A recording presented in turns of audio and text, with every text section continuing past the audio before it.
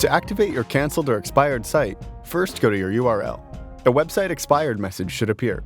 Click Owner Login and log in with your credentials. If your site expired due to an outdated payment method, you need to update the payment method before reactivating your site. This can be found under Settings, then Billing. Then enter your new payment information and save. Next, choose a billing plan and resubscribe. Select one of our current billing plans. Note that it's not possible to return to a legacy plan if your site expired, if you leave a plan, or if you cancel service. Review the order summary and your subscription, then click Confirm Payment. After reactivating your site, your content may appear as you last left it. Its appearance depends on how long the site has been canceled or expired. Content can take up to a few hours to repopulate on your site. Our built-in system isn't able to retain the content on all expired sites, so if your content doesn't appear, it may have been permanently deleted.